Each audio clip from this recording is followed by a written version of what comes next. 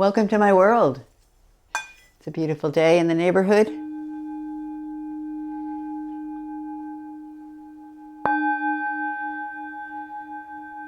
This is a bowl that we picked up in Nepal from a Tibetan trader. We were watching the sunrise over the Annapurna mountain range. Singing bowls can be so helpful when we're meditating or trying to calm down or preparing for yoga. I highly recommend it. Sometimes we need a tool so that we can let go of all the busyness and all the fretful thinking that we do. I do. Do you do it? I find it's a little difficult to calm my mind down. I've been meditating for many years, but I still need to work on it every day, because no matter what happens in our lives or how we end up dealing with issues and concerns that come up, there's always going to be the next thing that we have to learn.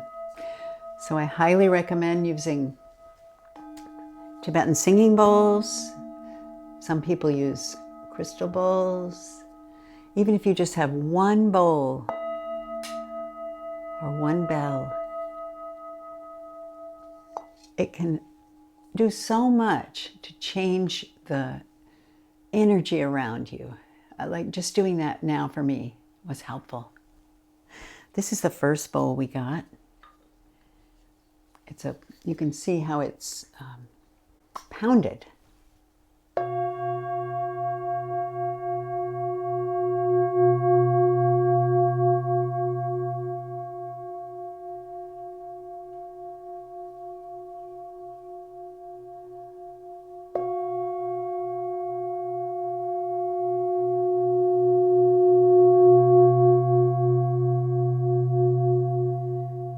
I wish you could feel it.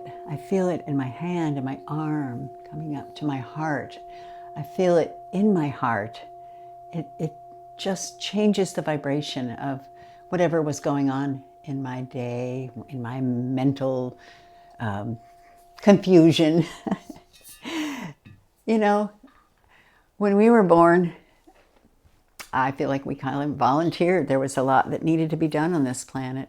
I was born during the middle of World War II, as was my husband, Dudley Evenson. And I feel like we were almost like angels in heaven looking down on this sad, sad earth. Oh, we saw such devastation, such violence. We saw so many people being hurt. And we saw whole races of people being tortured and killed. And it went on for way, way too long. And I feel like, and this is just my way of seeing it, that we as these unborn humans said, what can we do? How can we help? And God said, perhaps God has said, well, you can volunteer to be born right now and go down and be on this earth. And there's just a couple things you need to remember, and then you can truly, truly serve humanity. What are those things? What is it that we need to know? We didn't know at the time, and it took us a while to remember, but we were born and we grew up in the 50s. It was peaceful by then. Oh, we had all sorts of material benefits. We had all kinds of conveniences, let's say. We had cars, we had refrigerators, we had washing machines, we had all the things we needed. But there was something in our young souls that still felt like there was something missing, and we were trying to remember what it was. We didn't know yet, but then as the 60s approached, we saw so many things happening that involved discrimination, racial injustice. We began to understand that there was a terrible war going on that wasn't helping anybody. Protests occurred. We marched in the streets. We we cried out, why, what is wrong here? And then we remembered, we began to remember, we let our hair grow. Some men grew beards. And we started to see each other and recognize each other. And there was just this common theme that was going on. And we began to feel that this ancient memory, pre-birth. And God had said, 2 things we need to remember: peace and love. It sounds almost like a cliche. You've been hearing peace and love since the 60s. My generation has been saying it since then and before then. But it is still so relevant.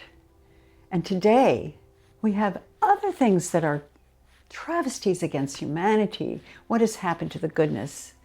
We know there's a lot that we still need to work on. And I have to say, those very simple ideas, peace and love, are still relevant and ever more important than they've ever been. So I pray to you and you and you and me and myself, I talk to myself through this as well, that when things are looking pretty bad, we don't need to look for more enemies. We don't need to identify those people who disagree with us or maybe voted for somebody different than our choice. But what we do need to remember is 2 very, very profound and yet simple ideas. We need love and we need to bring peace. We need to bring peace into our own hearts and we need to reach out with love. We need to love ourselves, but we need to love all the people in the world, the animals, the trees, the rain, the sun. We need to remember to love and to accept that although we may be different and we may have completely different sources of information that cause us to be making different choices, we are still a common humanity.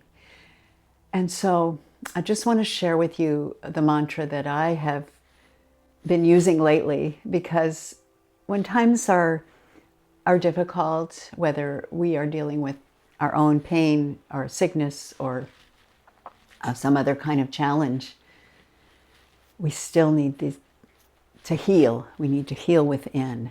And in the process of healing within, then we can reach out and truly make a difference on the planet. And so if you'll just join me in this simple, simple mantra.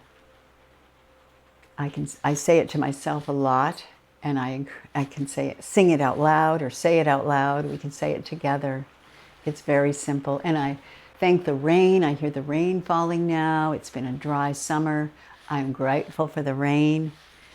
But my simple mantra is simply this: I am love. You are love. We are one. I am love. You are love. We are love. We are one. And so be it. May this be helpful in your day. I hope this comes at a time when it can be helpful for whatever you're going through, because everyone goes through something. It may look like you got the most perfect life. Oh, look, she's got this, he's got that. How could they be unhappy? But we find ways to be concerned and we sabotage our own happiness. I am love. You are love. We are one.